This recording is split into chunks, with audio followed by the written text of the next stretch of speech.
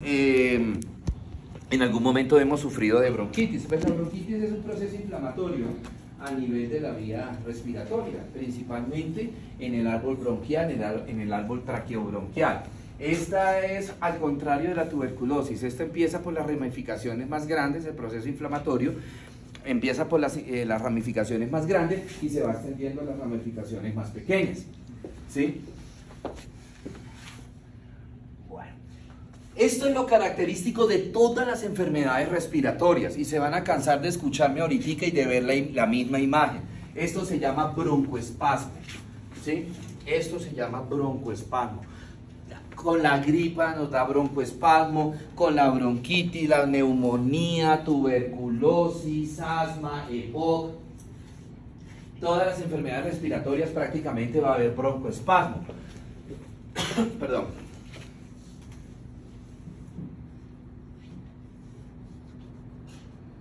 Este broncoespasmo se caracteriza por tres signos. Primero, constricción del músculo liso bronquial. Segundo, edema de la pared bronquial. Y tercero, aumento de la secreción de moco. ¿Sí? Y acá lo podemos ver. Aquí tenemos, miren, un bronquio normal. ¿Sí? Perdón, borro esto.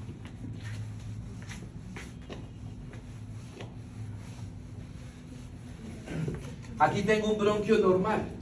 Mírenlo acá, perdón, acá. Entonces, edema de la pared bronquial. Miren el grosor de la pared normal y miren el grosor de un bronquio inflamado. ¿Sí? Constricción del músculo liso. Mire acá la capa de músculo liso y mire cómo creció. ¿Sí? Y está oprimiendo al bronquio. Y aumento en la secreción de moco. ¿Esto qué me trae como consecuencia? Pregunto, ¿la luz del bronquio está normal o está qué? Reducida. Se reduce la luz del bronquio, ¿cierto? Que en algunos momentos la secreción de moco puede tapar completamente el bronquio. Al disminuirse la luz del bronquio, inmediatamente, pues obviamente la cantidad de aire que va a pasar por ese bronquio se disminuye y empieza a aparecer en el paciente la disnea, la cianosis, ¿cierto? Principalmente la bronquitis aparece posterior a un proceso o como consecuencia de un proceso viral respiratorio, de una gripa, ¿sí? Entonces, por lo general, la bronquitis, la etiología, tiende a ser de origen viral. ¿Cuáles son los virus que más comúnmente me generan bronquitis? El virus de la gripa, el virus sincitial respiratorio, ¿cierto? El adenovirus, obviamente ahora toca meter el coronavirus y el virus Coxsackie. Se puede sobreinfectar, si no se le pone tratamiento, esas secreciones se pueden sobreinfectar por bacterias. Las dos bacterias que más frecuentes sobreinfectan un cuadro de bronquitis son el Streptococcus pneumoniae y el Haemophilus influenza. Por eso es tan importante. A ustedes, hago la pregunta, ¿a ustedes en el esquema de vacunación no les hacen la Haemophilus, la vacuna del Haemophilus? ¿No? ¿No tienen que vacunarse contra el Haemophilus? ¿No? Ok. Bueno, y estos pues son otras bacterias que ocasionalmente pueden sobreinfectar, como el Mycobacterium pneumoniae, la Bordetella pertussis y la Branamella catarrhalis.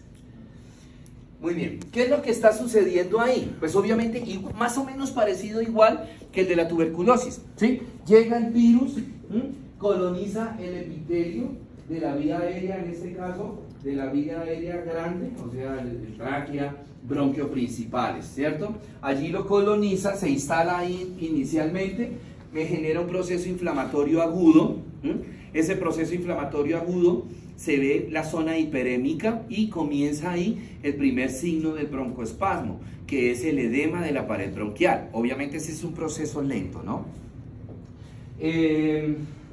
Mientras tanto, el microorganismo, el virus, pues sigue colonizando el bronquio, ¿cierto? Se sigue reproduciendo y se va extendiendo de pronto hacia las ramificaciones del bronquio. Si estaba en el bronquio principal, pues buscará los bronquios secundarios, luego los bronquios terciarios y así sucesivamente, ¿sí? Cuando él coloniza el epitelio, ¿sí? Donde comienza a colonizar inicialmente es la capa más interna, donde está el epitelio. ¿Qué tipo de epitelio es el epitelio de la vía respiratoria? Es un epitelio cilíndrico pseudoestratificado ciliado. ¿Qué significa eso? Las células tienen forma de un cilindro, por eso se llama el epitelio cilíndrico, ¿sí? Cilíndrico. Ciliado, en la punta tienen un pelito que se llama cilio. Pseudoestratificado significa que las células no están al mismo nivel. Habrá unas células altas, unas más pequeñas, de tal manera que los núcleos se van a encontrar a nivel diferente. Estos cilios son muy importantes, ¿por qué? Porque esos cilios tienen la función de capturar residuos que llegan a la vía respiratoria, que de pronto eran tan pequeños que se pasaron por la barrera de defensa de la nariz. Acuérdense, la vibrisa. Ahí cuando los residuos son grandes, se quedan atrapados entre las vibrisas, se combinan con el moco, ¿cierto?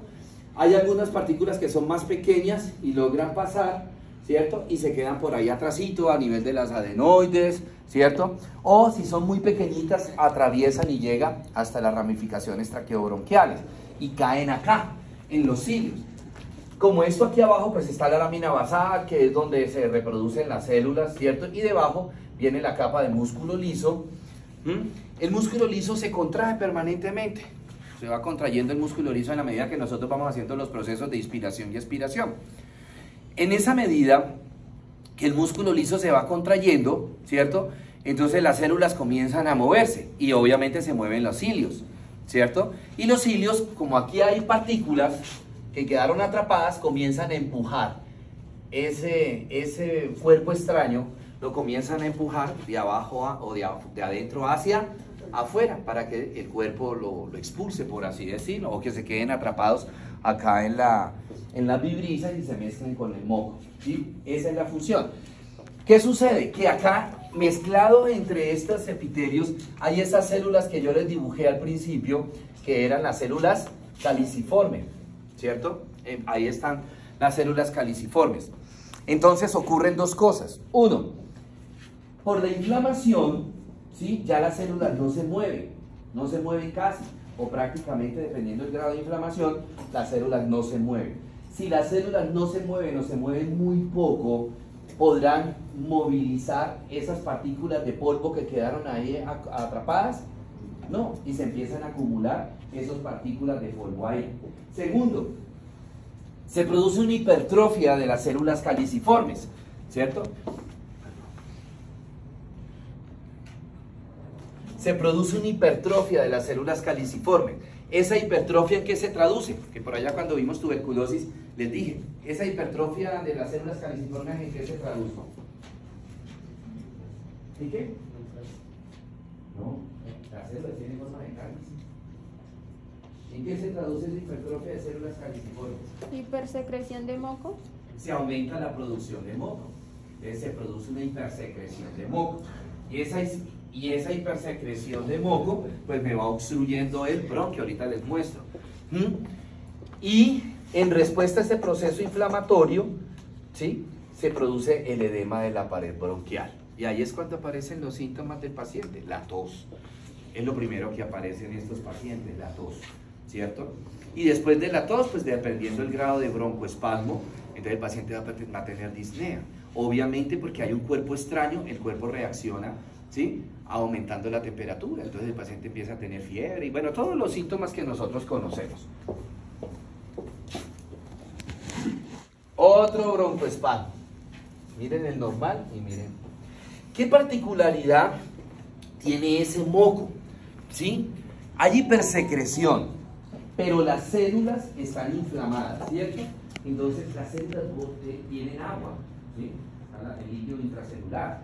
Entonces las células no pueden expulsar el agua y no pueden combinarse con ese moco para que ese moco sea filante, sea, perdónenme la palabra que voy a decir, como aguadito ese moco.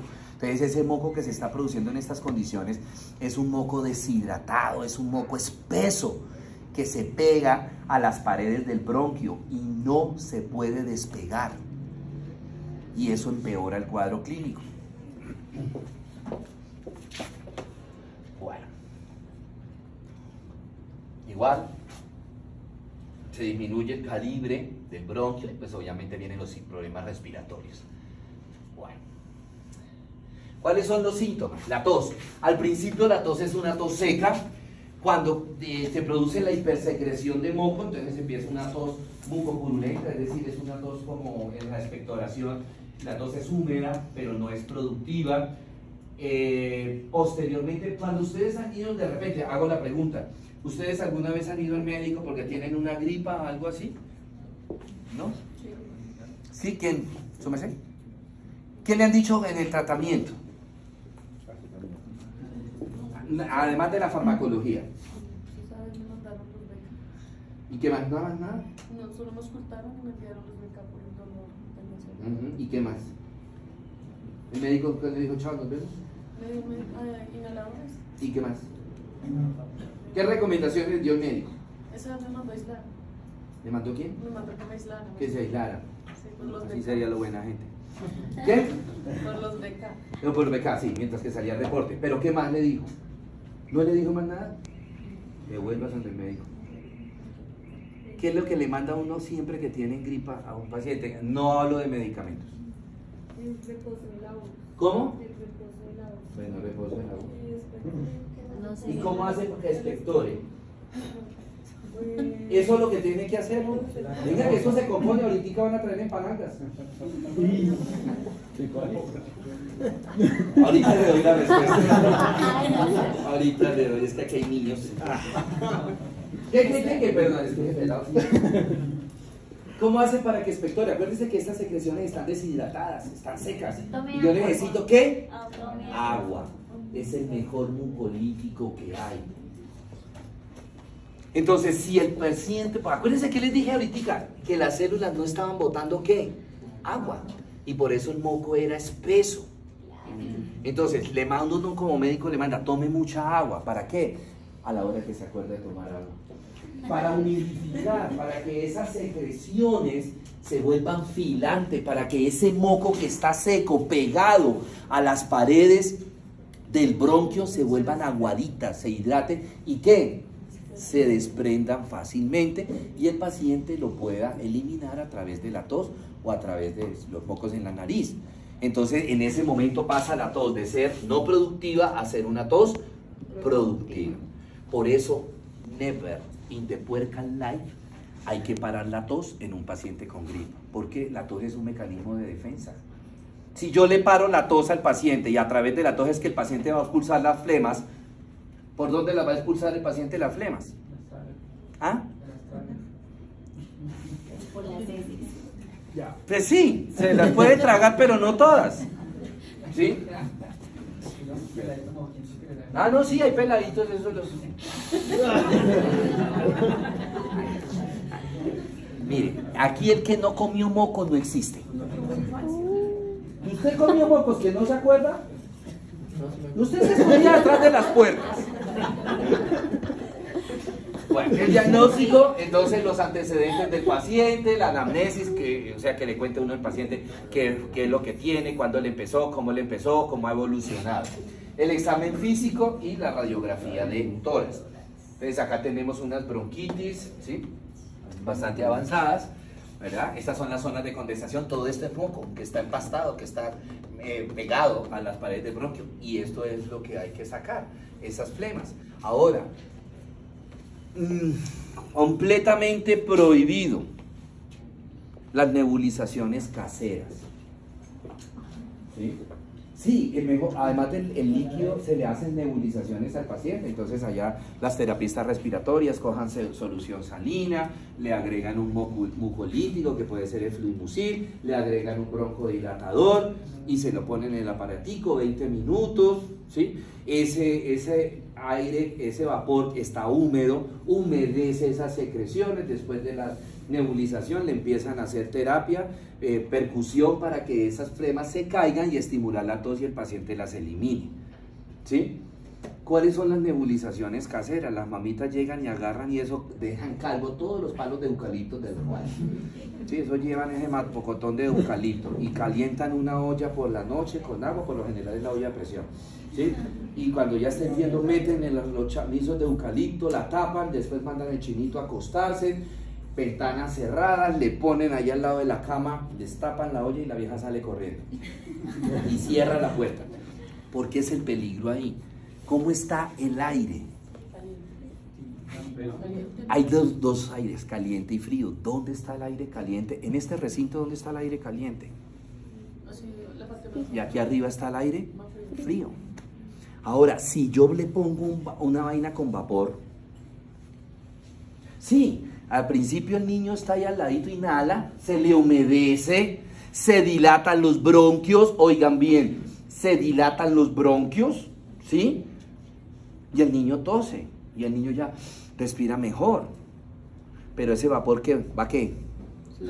Va subiendo. Y entonces, ¿cómo, señora? Dígalo. Que cambia el nivel de la temperatura, la caliente queda arriba y la fría queda abajo. Entonces, este vapor caliente empieza a empujar el vapor frío que estaba arriba. Y después de un rato el niño ya no está inhalando vapor caliente, sino vapor frío. ¿Y qué hace el bronquio? Se cierra totalmente y muchos niños han amanecido muertos por eso, muerte súbita. Entonces por eso es que no son buenas las nebulizaciones caseras y le echan hasta Viva Purú y hay viejas que le cuentan hasta tallos de repollo. ¿Para qué carajo? A menos que quiera hacer una ensalada y aprovecha el agua caliente ahí. Bueno.